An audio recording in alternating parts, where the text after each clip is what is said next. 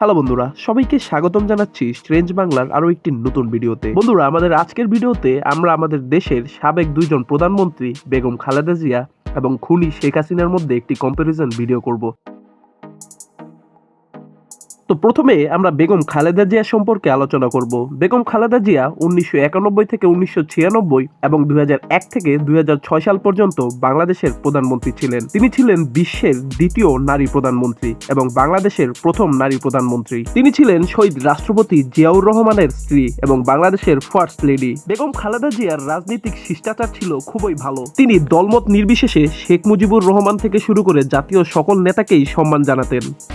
মরহুম শেখ মুজিবুর রহমান সহ জাতীয় নেতৃবৃন্দের প্রতি শ্রদ্ধা নিবেদন করছি। বেগম খালেদা জিয়া এখনো কোনো আসনে কোনো নির্বাচনে হারেনি। 1991 সালে যখন তিনি ক্ষমতায় আসেন তখন বাংলাদেশের শিক্ষার অবস্থা ছিল খুবই নাজুক। উচ্চশিক্ষাকে গ্রাম এবং উপজেলা পর্যায় পর্যন্ত পৌঁছে দিতে তিনি চালু করেন জাতীয় বিশ্ববিদ্যালয়। যে জাতীয় বিশ্ববিদ্যালয়ে আজ লাখ লাখ তরুণ তরুণী পড়ালেখা করছেন। তাছাড়া বাংলাদেশে প্রাইভেট ইউনিভার্সিটির প্রচলনও তিনি শুরু করেন। তিনি যমুনা সেতুর কাজ শুরু করেন। তার আমলে যমুনা সেতুর 80% কাজ কমপ্লিট হয়েছিল। মূলত লং টাইমে বাংলাদেশের জন্য কল্যাণ বয়ে আনবে এরকম সকল প্রজেক্ট তিনি হাতে নিয়েছিলেন। খালেদা জিয়ার হাত ধরেই মুসলিম বিশ্বের দেশগুলোর সাথে বাংলাদেশের সম্পর্ক আরো ভালো হয়। মূলত আরব বিশ্বের দেশগুলোর সাথে জিয়া পরিবারের সম্পর্ক ছিল খুবই ভালো। বাংলাদেশের ক্ষতি হবে বা বাংলাদেশের স্বার্থ হাসিল হবে না এমন কোনো কাজ বেগম খালেদা জিয়া করেননি। ক্ষমতায় থাকার জন্য তিনি কখনোই বাংলাদেশের স্বার্থকে বিক্রি করেননি।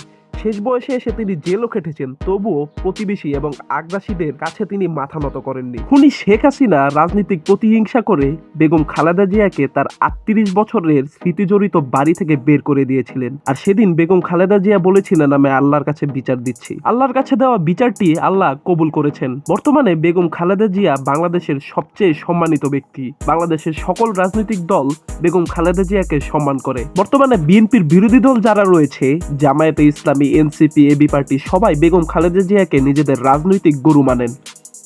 জিয়া খুনি, খালেদা জিয়া খুনি, তারেক জিয়া খুনি। এবার যদি আমরা খুনি শেখ হাসিনার কথা ভাবি, তার রাজনৈতিক শিষ্টাচার নেই বললেই তো চলে। অপরদিকে সে দেশদ্রোহিতার সকল ধরনের কাজের সাথে লিপ্ত ছিল। গণঅভ্যুত্থানের পর তিনি ভারতে পালিয়ে গিয়ে তিনি ভারতে বাংলাদেশ সম্পর্কে আজে বাজে কথা বলে ভারত এবং বাংলাদেশের সম্পর্ক নষ্ট করছেন।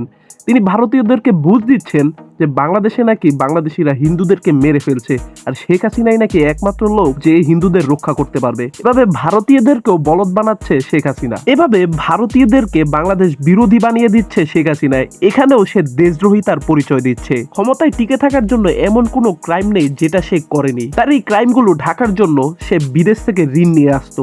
ঋণ নিয়ে এসে বাংলাদেশে অহেতুক কিছু প্রকল্প করত এবং জনগণকে বুঝ দিত যে আমি অনেক উন্নয়ন করছি। অথচ সেই ঋণের 50 থেকে 60% টাকা তার দলের নেতাকর্মীরা মেরে দিত এবং ঋণের বোঝা যেত বাংলাদেশের নাগরিকদের উপরে। বর্তমানে এই খুনি দেখতে পাচ্ছে যে সে 17 বছর খালেদা জিয়ার নামে প্রোপাগান্ডা করেও কোনো লাভ হয়নি। খালেদা জিয়া বর্তমানে বাংলাদেশের রানীর হালে রয়েছেন আর সে দিল্লিতে পালিয়ে বেড়াচ্ছে।